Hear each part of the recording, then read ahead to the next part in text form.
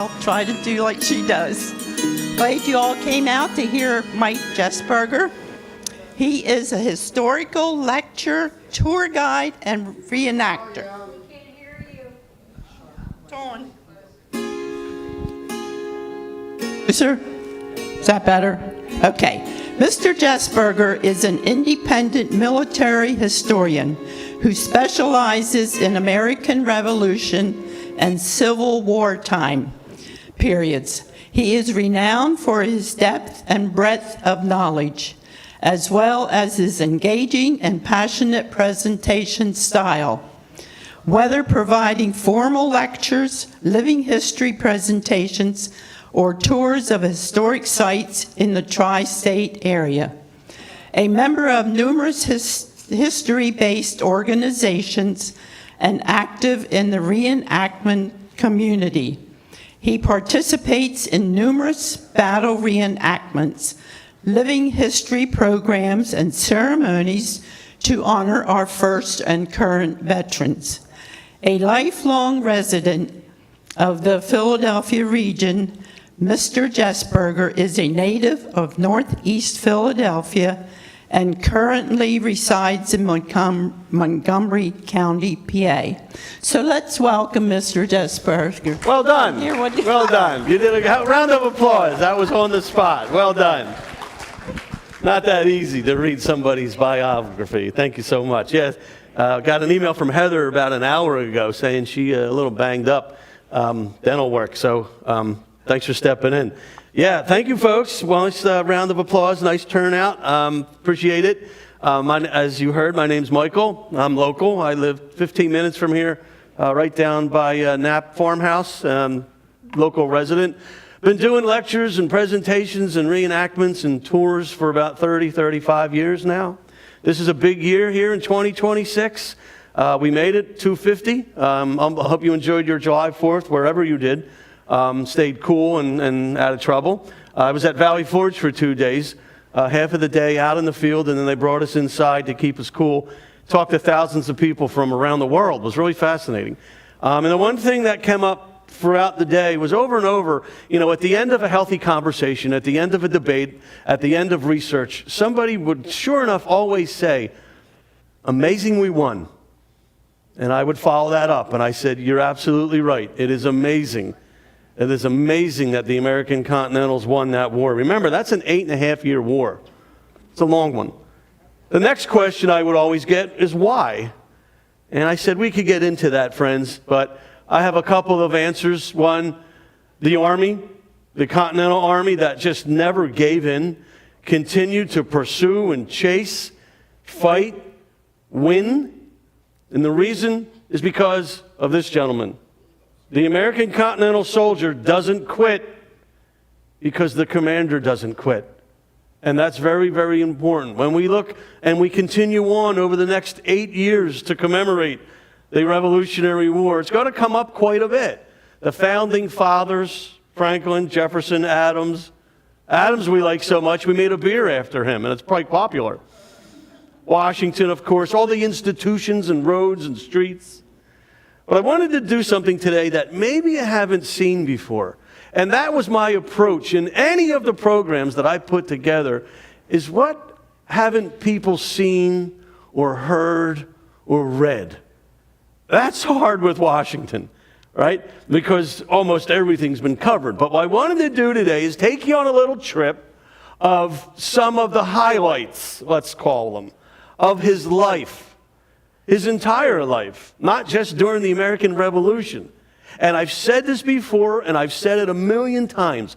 Being a military historian or a military enthusiast who does presentations, I got like 50 presentations right now. I think you folks have seen about 6. I got World War I. I got Abraham Lincoln. I got Civil War. I got one on Pearl Harbor. I got one on the Johnstown flood. But what makes the Revolutionary War period so difficult is I don't have real pictures. The camera is not yet invented, so I don't have photography. But it gives me a little bit of licensing, and I'm a perfectionist. I love to have you right here in my mind what I'm talking about. But the Revolutionary War period, what do I have? Paintings, maps, and I don't like over-mapping my audiences because maps can be boring. So what you're going to see today maybe are some images you've never seen before. George Washington, founding father, continental officer, continental soldier, gives us that incredible opportunity. On June 10th, 1775, John Adams does the most brilliant thing in our original debate. Should or should we not declare independence? Down in Philadelphia, John Adams proposes to Congress that the men laying siege to Boston, the Minutemen, the New England militia, those early American troops, I'm talking 1775, Lexington and Concord, Bunker Hill, that army, we should probably give it a name. Do you know the first name of that American Continental Army was the Army of New England Occupation? Continental Army sounds better, but it's going to take a little bit of time to get there. But not only should we rename that army to make it sound professional, we probably should nominate and elect somebody to lead it. Good move. You want somebody to lead that American Continental Army. So in Philadelphia, John Adams stands up in front of Congress, and remember, folks, who starts this Revolutionary War? Our neighbors to the north, New England, they started it. That army around Lexington and Concord and Bunker Hill is basically made up of all New Englanders. But Adams is smart. Adams is smart. Adams realizes you cannot win the 13 colonies as a whole if we nominate another New Englander. It's not going to work. What do we call that? Nepotism. Friends, you are New England. Friends, you are the Mid-Atlantic. And friends, you are the South. You started it. It's your army. It's your problem. John Adams knows this. Friends in the Mid-Atlantic, Pennsylvania, New York, New Jersey, Maryland, you, my friends, are doing well in life. You have first-generation trading with your family back in England. There's no reason for independence. It's not needed. So New York, New Jersey, Pennsylvania, you're on the fence about what they're doing, this revolution. Matter of fact, in one of the very first votes, you all turn it down. We don't want independence. We vote no. South, you're followers. Who was the biggest colony in the South at that time? Virginia. The two Carolinas in Georgia, they follow Virginia. They have sympathies for your New England neighbors, but a vote for independence, not there yet. So it's up to you. And you try and you try and you try in Philadelphia, that hot, humid summer, and you try, and John Adams stands up every day, and he begs and he pleads and he cries and he does everything he can to win uniting these 13 colonies. Then Adams comes up with, in my opinion, the best decision. He meets with Ben Franklin, not in this sacred hall. Do you know where they meet to iron out the details? How about a tavern? The tavern is the social media of the 18th century. Everything takes place in the tavern. Everything. Politics, war, gossip, love interest, drama, all in the tavern.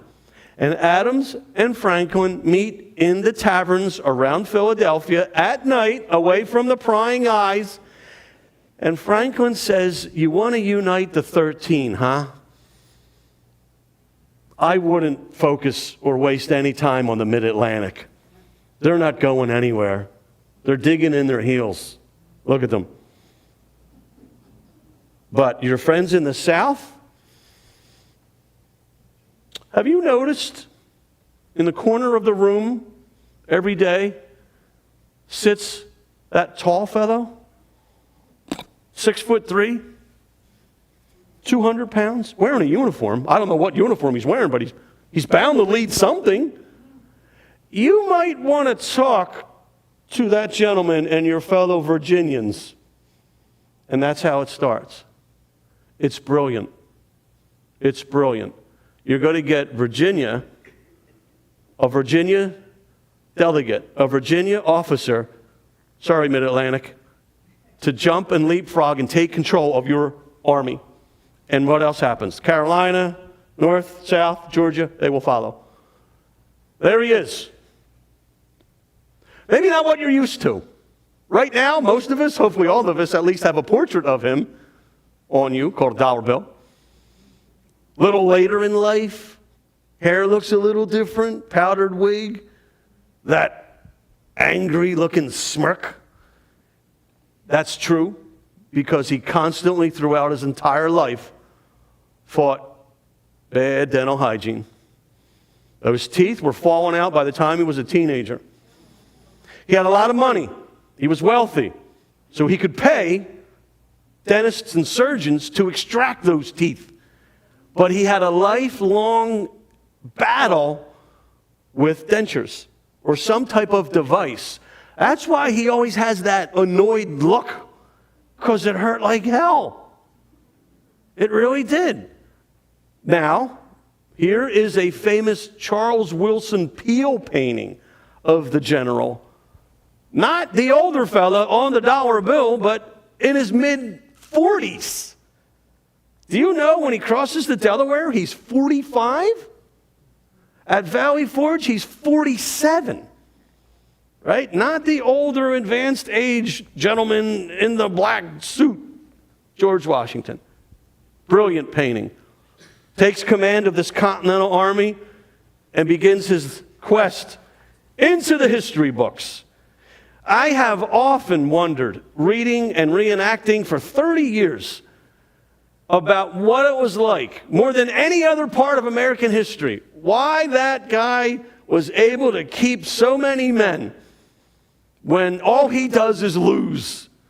Battle after battle after battle. He loses Boston, he loses New York, he loses New Jersey, he loses Philly, he loses Charlestown, he loses Newport, he loses Savannah, all under his watch. Why would somebody follow him? And it becomes kind of apparent. I already told you, one example, he's 6'3", 200 pounds, in an age when most men were barely 5'7", 5'6". They're not 200 pounds, 6'3". He could play linebacker for Souderton. He's a big boy. And I remember reading about how many soldiers talked about that. What a physical presence he was. With that hat and the cape on top of the horse, he looked like a superhero. And you keep reading about it. And at one point, I said to myself, my God, what it must have been like to be next to him. And I'll tell you what, you want to experience that? You can. Go down to Philadelphia, to the Constitution Center. If you've never been, it's an unbelievable opportunity. You walk into a room about this size and spread out, randomly spread out, are solid statues of all of the founding fathers. Now, you can get a map and you could go 1, 2, 3, but that's not fun. What's fun is going up to them and saying, wonder who this is. Now, I'll tell you right out of the gate, there are two that you will not have a problem identifying. One of them is the 5'4" John Adams, because you can put your elbow on his little head and say, I met John Adams. And the other one is the 6'3", 200-pound George Washington, towering over everybody. And I'm going to tell you, it was kind of like a really geeky moment for me, but I came up to here, and I looked at my wife and I said, he's a bull. I get it. When he was in his 20s, one of the members of the House of Burgesses wrote a letter about, I met him, 6'3", well over 180 pounds, straight as an Indian. He looks you right in the eyes. He's got a blue-gray mixture of eyes, and when he eats, it looks like an ox gazing out into pasture. I guess there's a compliment in there somewhere. An elegant dancer. Loved his Madeira wine. He was a gamester. Cards, chess, checkers, and dice. He could do his rules of civility totally from memory. 101 rules of civility. What that means today, gentlemen, how to be a gentleman. It's a lost art. We call it chivalry. He perfected it. There he is, later in life, as I said, with that scowl. And that's what we're used to. That's the exact point I'm making. It's nobody's fault. Because portraits and paintings weren't done during the Revolution. When were they done? Way after the smoke had cleared. Way after we achieved independence. Do you know why? Because, hey, everybody, take a break. Time out. We've won. Now, can we paint your painting or your portrait? Images we've grown up with. George Washington. One of the amazing things about researching the Founding Fathers, and all of them, is that this was not our grandfather's battle, right? This was a young man's war. Already told you, Washington crosses the Delaware at 45.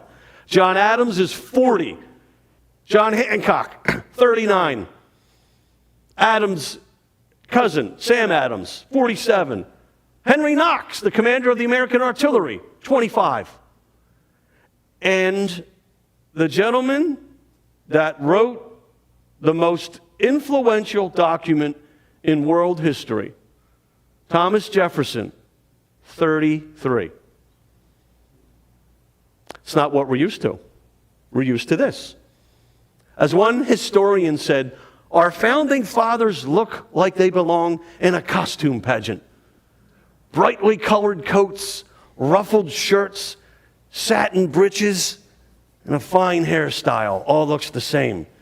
But it wasn't always that way.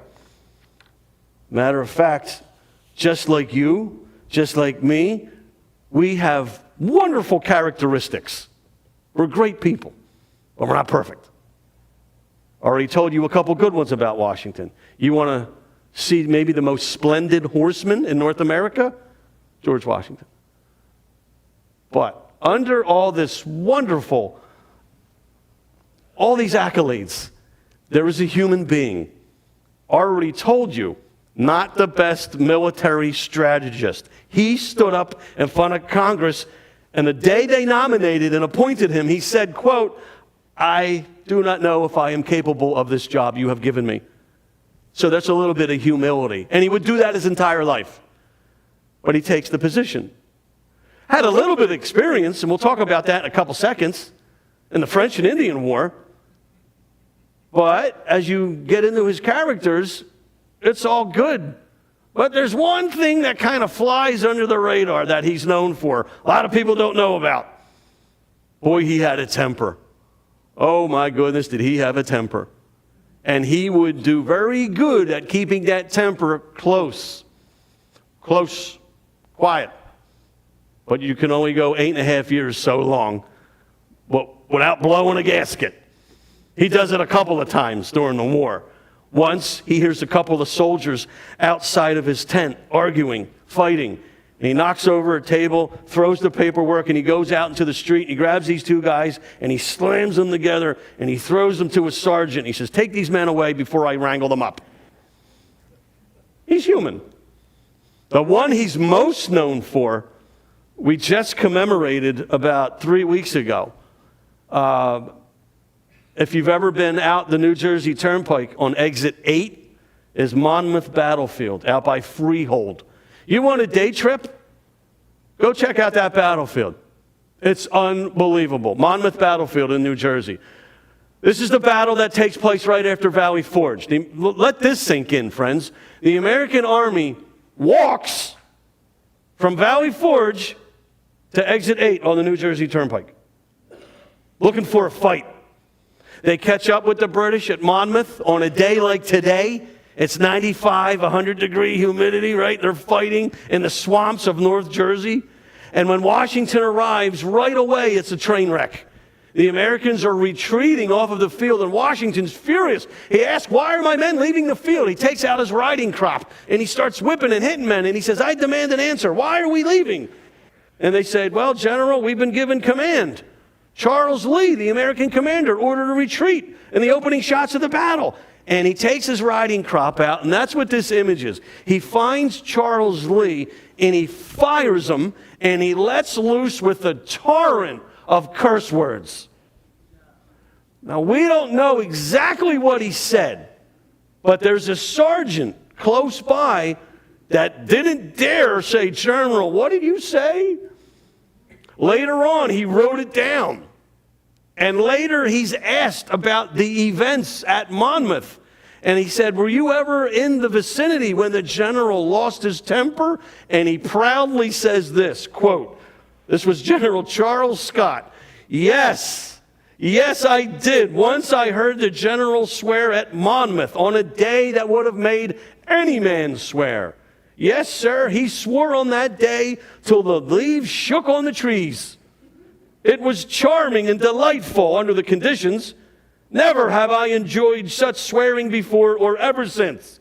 Yes, sir, that was a memorable day in my history. He swore like an angel from heaven.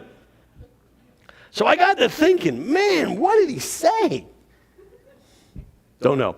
I'm going to tell you right now, it's not any 4-letter X-bomb. They don't use that. They're insulting. Damn. A poltroon. But then I started researching, and I found a little fun one for you today. Matter of fact, this is so good. If you go down to the Wildwood or the Ocean City Boardwalk, you could get a T-shirt made out of something Washington once said. The thing is, it wasn't original. He borrowed it. An army of asses led by a lion is better than an army of lions led by an ass. That would be good to show up at a reenactment with. I'm here. Who's in charge? Do you know who he borrowed that from? Alexander the Great. Good men pull from good minds. Ladies, there he is at 19, 20 years old. A lovely young lady the other night in an audience just like you said, my, oh my, would have been a nice catch. 6'3", 200 pounds, reddish brown hair, blue-gray eyes, elegant dancer, loaded. There's George Washington. If you've never seen him, at 19, 20 years old. Surveyor, working for the colony of Virginia. And proud soldier in his king's army. King George III. Yes, before he puts on that blue and buff coat for the American Continentals, he is a loyal British subject soldier. If George Washington did nothing else, let's say he doesn't even live to be in the American Revolution, he would still be in our history books. And a lot of people don't know about this. Ironically, it's in the same state we live in, Pennsylvania. Look at all the experience that he has before the Revolutionary War. Born in 1732, by the age of 21, he's a colonel in the provincial militia of Virginia. He fought in the French and Indian War in some of the most incredible, horrific battles for the British. Why he would be in the history books is because of this event. It's called Jumonville Glen. It's about 4 hours from here on your way to Pittsburgh. Jumonville Glen is an event in the late spring, summer of '53, when Washington, for the state of the colony of Virginia, is commissioned as a surveyor and as a British officer to go out into the Pennsylvania, Ohio country and see what the French are doing out there. The French are infiltrating into British territory. So Washington goes out. It's a political, diplomatic venture. But Jumonville Glen and Fort Necessity are basically the opening shots of the French and Indian War. And guess who's responsible? George Washington. From this location, Washington and his band of British and Indian allies show up to surprise the French who are camping down in this little glen. Washington's given orders, do not attack. Do not attack. This is a diplomatic mission. Talk to the French, tell them to leave, but nobody get hurt. Now, where this story blows up is that Washington has an Indian ally named Half King. Half King is the leader of this Indian tribe, and there's a whole bunch of these Indians along with the British troops. What nobody knows is that this Half King has an agenda. You see, he's had run-ins with the French, and some of his family have been killed. And nobody knows it, but Half King wants payback. So they surprise, somebody fires a shot, of course, just like Lexington Green. Somebody fired a shot, and the fighting starts. French blood is spilled. The British easily overtake the French. In the course of this disagreement, the French officer, his name is Jumonville, he surrenders. Remember I told you about Half King, that Indian that nobody knew what his agenda was? Half King comes up to the French diplomat, pulls out a war club, and buries it in the side of Jumonville's head. And he kills him. Drops dead, cold blood, murders him right in front of everybody. In that little distraction, some of the French get away. Where do you think they go? Back to the French camp. Washington's now at the field, got dead French retreating, and you've broken this diplomatic mission of nobody gets hurt. He's 21 years old. He's in charge, Colonel Washington. Now, the way the history plays out, the French come back with a much, much bigger force. The British have no real way of getting away. So as much as you trust your officer, or let's say we're out in the field and you trust me, this guy knows what he's talking about, dresses nice, speaks good, I trust this guy. Well, out in Pennsylvania, if you've never seen Fort Necessity, I don't know what right now, right this second, in your mind, a fort would look like in the middle of Pennsylvania that will hopefully save your life. You're going to be disappointed. There it is. It also sits, Washington built this fort in a dry lake bed. So what do you think it does if it rains? Oh, not good, George. And this will be his first military operation, and it is embarrassing with a capital E. Easily beaten, they surrender to the French, and the French say, look, whatever happened here, it can be explained. We don't want to start a war. The French do not want to be responsible for the media to find out that the French started the war. So, to fix that problem, the French draw up a surrender document and approach the commander, Washington, and they tell him, all you need to do is surrender, leave, you can go back to Virginia, you and your men, you're free to go. Just trust me, sign the document. You want to sign that. Now, Washington doesn't read or speak French, so he has an adjutant, an interpreter. And he says to the interpreter, tell me every word that says. Now, it's kind of lengthy, if you never knew about this. He gets 2/3 through it, and he says, the interpreter says to Colonel Washington, yeah, I'd sign it. There's nothing in it. We don't know why, whether he got tired or bored, or he thought it was funny, or he hated Colonel Washington. He doesn't read the whole document. and Washington signs it. But buried all the way towards the end of the document is a sentence that says, Colonel Washington of the Virginia militia is totally responsible for the assassination of the French officer Jumonville. Ladies and gentlemen, there is the beginning of the French and Indian War, and George Washington starts it. He goes back, and the French take this and run with it. Look at some of the French propaganda.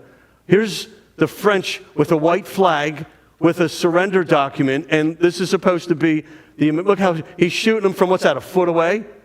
And oh, by the way, it's not the Indian that everybody saw, because it's better propaganda if you have an Englishman shooting him dead. And here's Washington. It's propaganda, and it works. If that's all he does, he's still in the history books. He resigns his commission from the British Army. Quick story on that. He would never be promoted. He would never be taken serious because he was not of pure English blood. They told him that.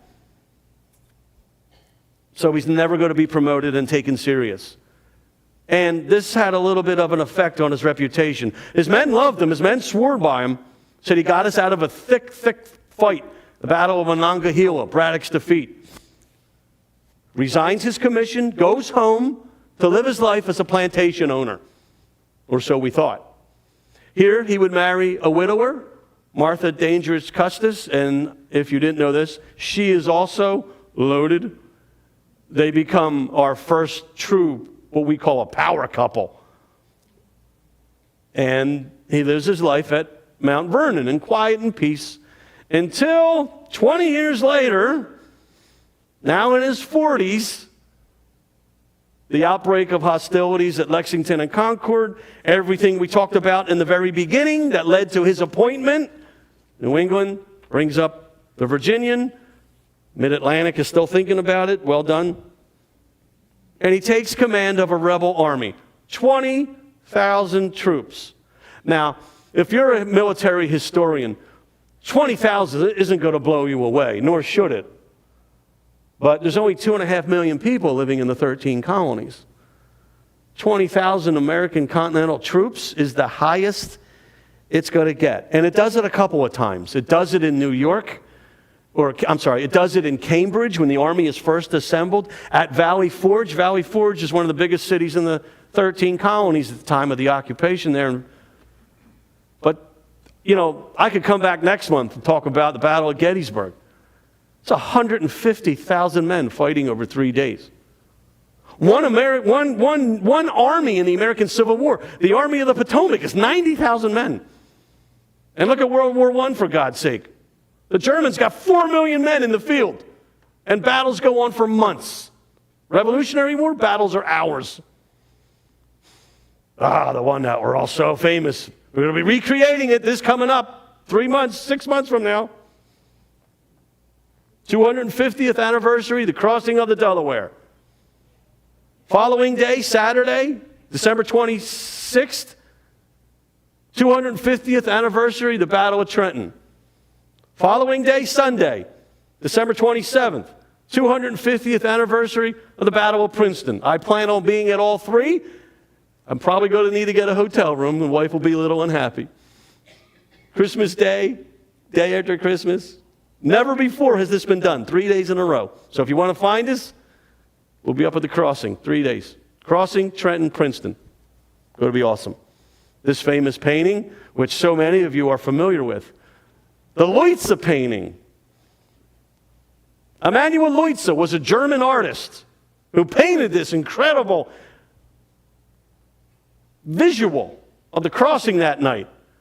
But there's a couple things about this painting. One, it's painted by a German 75 years after the crossing. This wonderful German artist, and I love his rendition, I have this over my fireplace. Never saw the Delaware River. So, anybody want to take a guess what river that is? If you're from Germany? Starts with an R? The Rhine River. Looks nothing like the Delaware River, but how would you know? Looks like the ice that sank RMS Titanic. Look at all that ice. My goodness.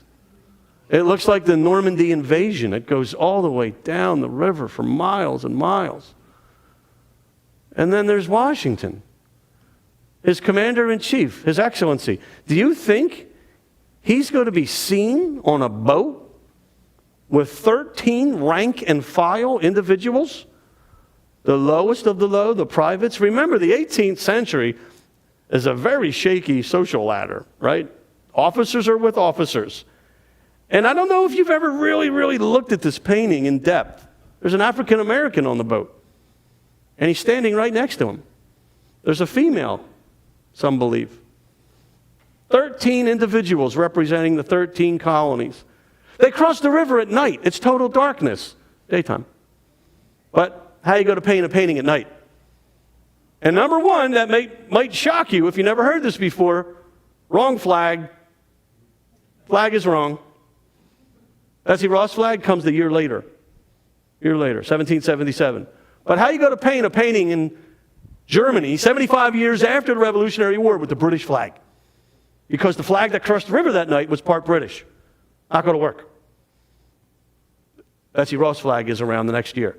But Washington would be not on a boat of that size. He would be on a more special boat, a Durham boat. And what's amazing is that he's still even thinking about attacking Trenton. Because, friends, the summer and fall of 76 is an absolute disaster. In July of 76, we've signed our birth certificate. The ink on the Declaration is still wet. But in August, the British land in New York Harbor, and they want New York City. They chased the Americans all over New York State. Battle of Long Island. The Americans put up a good fight at the Battle of Harlem Heights. The Battle of Brooklyn. The Battle of Long Island. The Battle of White Plains. Loss. And you're losing men at every battle. The Americans eventually cross the Hudson River, and they start making their way down on the New Jersey side. And if you're a fan of the American Army this afternoon, you want to follow the boys in the blue and get ready to run, because they're going to run for their lives. And who's leading this disaster, this snowball? George Washington. You go up to New York City this weekend and you say, hey, the other day this guy came in and was talking about the Revolutionary War. And you know what? I want to follow the American Army home. We live in Montgomery County. I want to follow my army, the American Army. And the guy in the New York Historical Society would say, yeah, sure. Here you go with that great New York accent. Here's a map. Figure it out. Oh, I'm sorry. I'm so sorry. You gave me a retreat route. You didn't hear me. We're the Americans. We win. And he goes, yeah, forget about it. You follow the retreat route. And the Americans did. They're running for their lives all the way down through North Jersey. They lose 2 forts basically without even a shot fired. Fort Lee and Fort Washington, not the one on the PA Turnpike. The real Fort Washington. They lose, and here they go, friends. Get ready to run. They're running for their lives. December of 76. They get all the way down to the Delaware River, and they look at him and they say, now what? And he says, we got to put the river in between us and the enemy. And we only have about a week. Because, oh, by the way, I haven't told you this, at the end of December 31st, 11:59 and 59 seconds, you all can go home. You're done. Your year enlistment is over, and he knows that. He had 20,000 men in the summer. Now he's down to about 5. Half of that 5 can stand and fight. The Battle of Trenton is not going to blow you away from a statistical standpoint, nor should it. It was a small battle. I've already spoken almost as long as the Battle of Trenton, about 45 minutes, and it's over. 22 Hessians killed. But most importantly is that finally we actually won. We did. We won one. All right, so the year's ending. Let's go out on that high note. But what doesn't get talked about in the history books is what Washington does next. Here he is again in his mid-40s, overlooking the Christmas crossing. Wonderful, different paintings that survive, but don't get all the fanfare. You ever ask yourself this question, and I mean this with all seriousness. When you talk about the Christmas crossing, you saw it, I just showed you. Okay, they got 100 horses. Anybody here, this is an honest question. If you want a feedback, it'd be great. Anybody here have anything ever to do with horses? Yes, ma'am. Anything? What was that? You how many? 11. You might be the most I've met. Can I ask you, did you ever try to put those 11 horses on a boat? You know, they don't like water. Walk across a bridge. Thank you. They had 100 horses. How did they get them across the river? In the total darkness, at night, in a driving nor'easter. They have 18 cannons. How? Well, you can see a couple horses back here. But over the last 50 years, here you go. Ferry, the ferry. And the ferries ran from Easton all the way down to Burlington, Bordentown, down by the King George Inn. The ferries. There's your cannon. There's a couple of the horses. That's how they get the horses and the cannons across. And that is crucial. So he's got all these great ideas, but there's also a good amount of luck. L-U-C-K, a lot of luck in this 8-year war. The victory at Trenton was huge. The victory at Trenton was basically because we had cannons. The muskets don't go off because of the rain. Do you know that same night, December 26th, the American Army marches 9 miles back from Trenton, and they cross the river again. So they march 20 miles in the same storm. They cross the Delaware twice. And they get back into Pennsylvania, and they realize we've won, but what else has happened? 2 more days off the calendar, and you all can go home. We've won something, a small engagement. We've captured a lot of prisoners. We've captured a lot of supplies, but he's got a problem, and he lines all of his men along the banks of the Delaware. Now, the history books tell us, hey, there is a second battle of Trenton, and then there's another famous battle just a few days after called Princeton. But if you're saying, Mr. Speaker, the Army is going to dissolve, where does the Army come from? There he is at 45. That's really him, by the way. I'll get to this shortly. On that horse, with that hat and that cape, man, he had to be something. And as you stood there, knowing in 3 days you can go home, he rides out in front of his men. He looks down at every one of them from that horse, and he gives a speech. Now, you got to understand, not only was he a good gambler and dancer, and man, he liked the theater. He attended theater anytime he could. Shakespeare, he really loved it. And what he does next, folks, is theater. He looks down at his men on top of that horse, and he says, "My brave fellows, you have done all I've asked you to do, more than could be reasonably expected. But your country needs you. You have put up with the hardships and campaigns. Your wives, your sweethearts, everything that you hold dear now relies on you. If you will consider to stay but 1 month longer, you can render a service to this country which you can never do again under any type of circumstance. For those men who do stay, an additional bounty of $10 will be issued."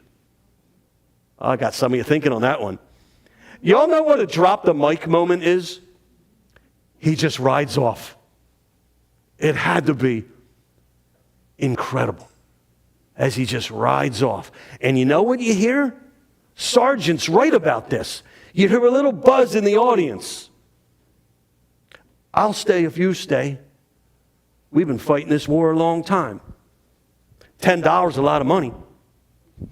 You know what you hear too? A lot of guys say, where are we? We're in Pennsylvania. But what you continue to hear over and over among the men who had every right to go home were the words, I love this guy. He fights. I'm not going to tell you 500 men stepped forward. It's only a few hundred. But if you take anything to dinner tonight and somebody says, hey, how was it? Without those 200 men in that speech, I don't know if there's a 77. There is a 77 because we know the Battle of Trenton, the Second Battle of Trenton, and the Battle of Princeton. And we win. We win 3 battles in 10 days under his tutelage, under his courage. A guy one night said to me, man, Mike, you're describing that he had a death wish.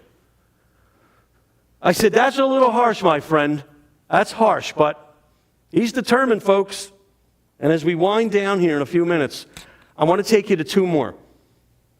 One, nobody knows about. The war has traveled into the last stages. It's almost over.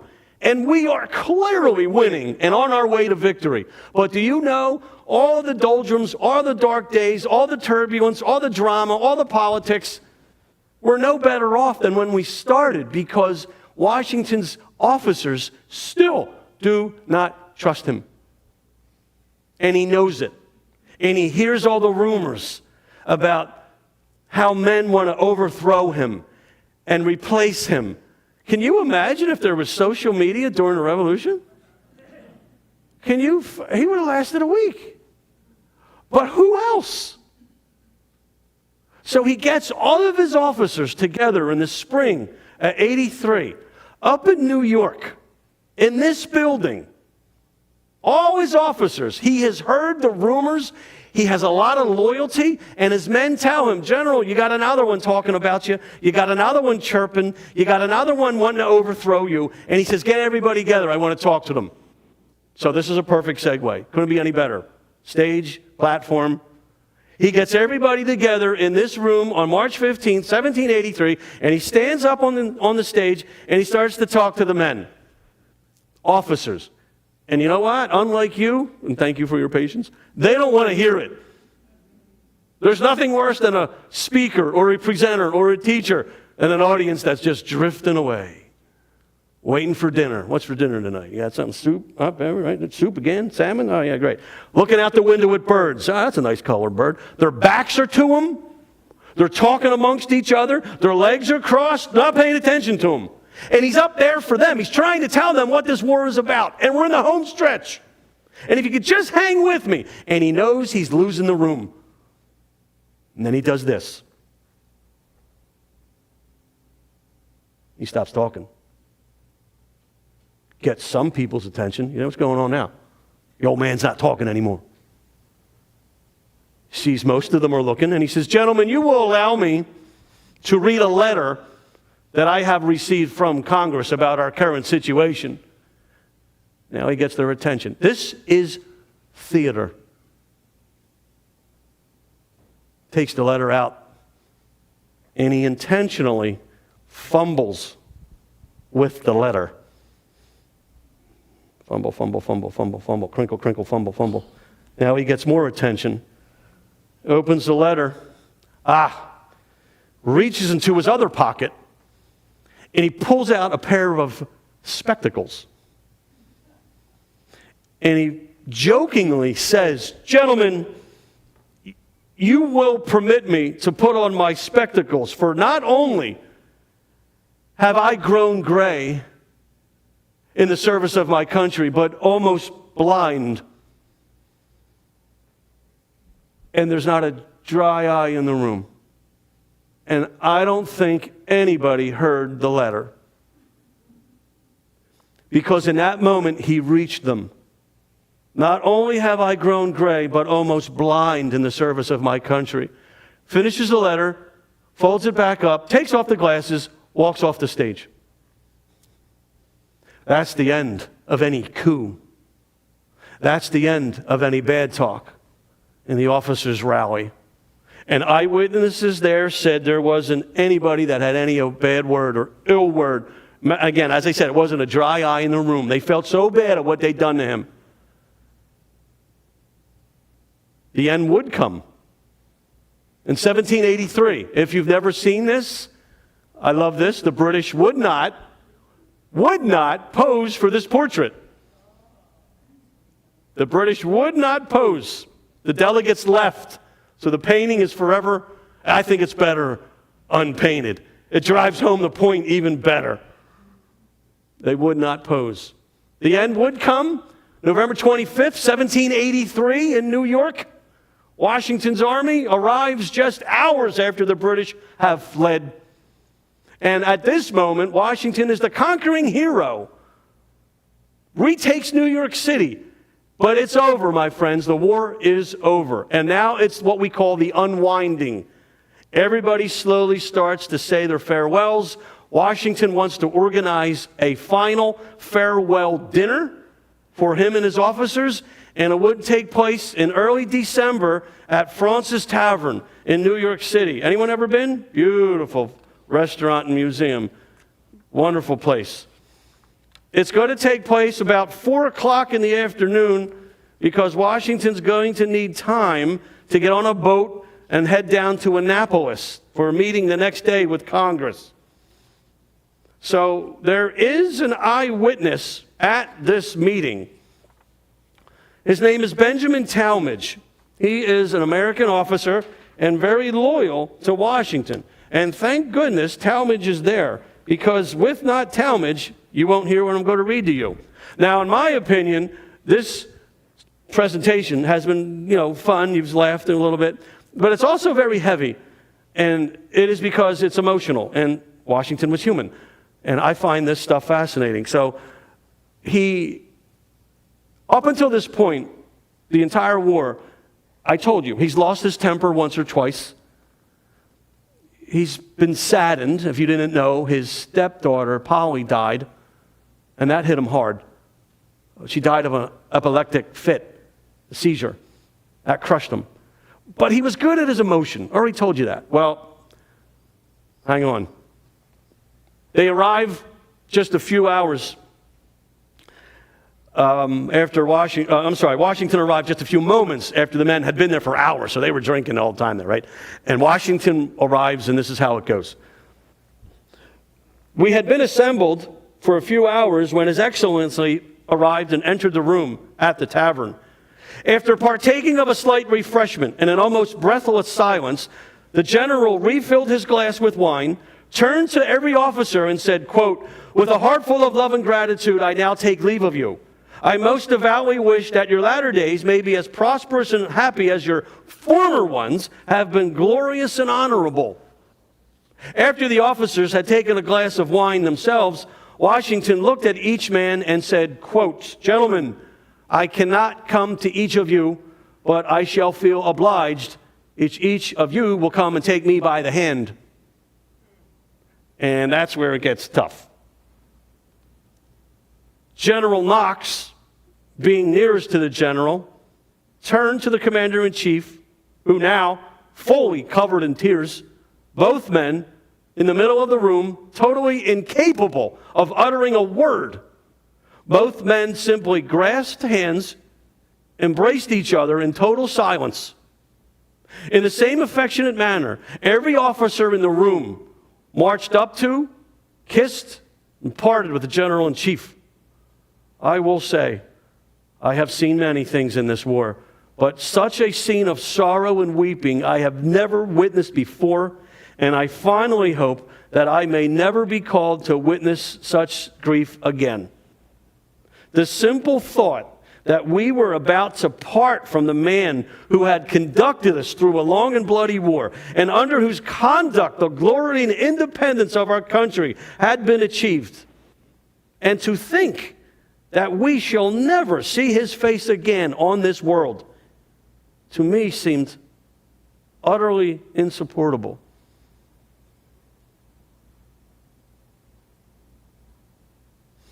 That dinner ended, and Washington left, I am sure, an emotional wreck. But he has his people to pick him up. Within an hour, he's at the wharf, boarding a boat to be taken down to Annapolis for a dinner. He gets down there, so the next day, he's going to be able to give back the keys to his appointment, and also partake in a lovely dinner and banquet. And he does not miss one dance. It was said that the ladies, quote, wanted to get a touch of him. That's what it was called. And he didn't miss a single dance. I find it fascinating here as we wrap up here. The emotion is heavy. Clearly, the night of the 4th, he loses it. But here he is again in front of the American Congress in Annapolis with this famous painting where George Washington resigns his commission as commander-in-chief. And those there that recorded it say it went like this. Washington entered the room clearly tired and distraught. He stood in front of the Congress and began to speak when his voice cracked. And he had to be reminded to speak up because he was such emotionally distraught. And he gives these words. Having now finished the work assigned to me, I retire from the great theater of action, and I bid an affectionate farewell to this august body, under whose orders I have so long acted. I here offer my commission and take my leave of all the employments of public life. And he disappears, what we thought was out of the American landscape. Goes back to Mount Vernon, gentleman farmer, plantation owner, husband, or so we thought. We're not done with him yet. Here he is in the 3rd stage of his life. I've snuck 2 in. Here's the last one. You see him here, up in New York City. Once again, he shows that humility. When the judge is finished swearing him in, he adds, so help me God, just to show that humility. He added that because of how he feels. I know you've been there, you've walked his ground, you've seen his home, but it's an amazing story. George Washington, one of our founding fathers. We got a bunch. And here is where he would ride out his last days. But, friends, even at the very end, he's still in charge. Even on his deathbed. The reason we were able to recreate those 3 images of Washington is because the life mask survives. And the ladies of Mount Vernon, and you know these forensic pathologists, what they can do. I mean, my God, they found Richard III years ago under a parking lot in England. And they brought him back. So now you can look at Richard III.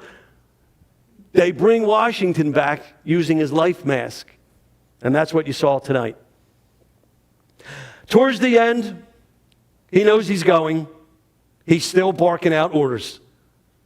I am to remain in my casket for 3 days before I am buried to make sure he was dead. 3 days. He would lie in state in the new room. He picks and wants and orders a brand new family vault. He demands that. He picks out all he had it arranged. So even on his deathbed, his secretary, Tobias Lear, is loyal. He's sitting and he's crying as he watches the general fading, and Washington says, Lear, have you made and settled my accounts and listened to my report on the tomb? And Lear is just crying and he can't say anything. And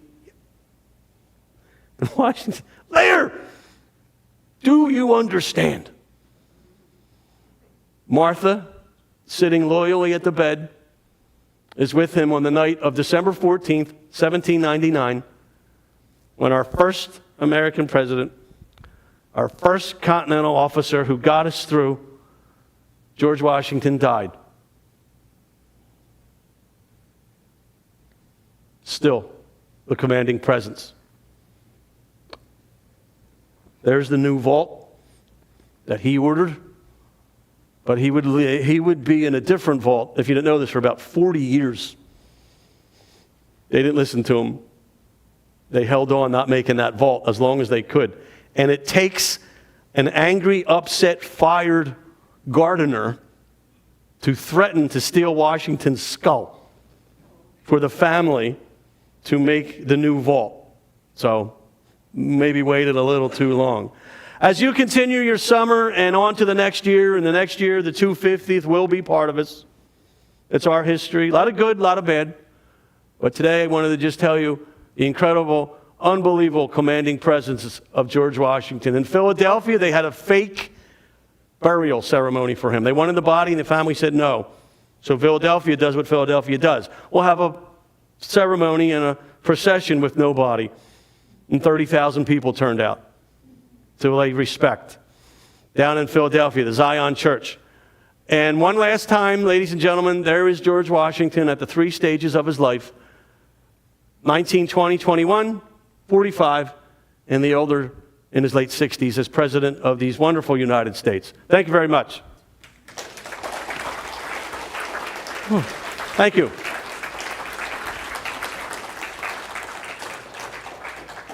Thank you all very much. Sorry Heather wasn't here today. Please tell her if you liked it. Love to come back. I'll let you all go. I know there's a soccer game on. If you want, I'll answer any questions you have. Have a great day. I'll answer any questions, but if you all want to go, head out. Thank you up in the crow's nest. Well done, sir. Any questions?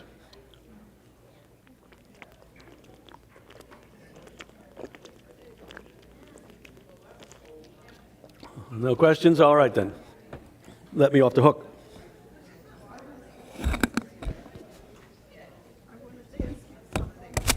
Yeah, go ahead.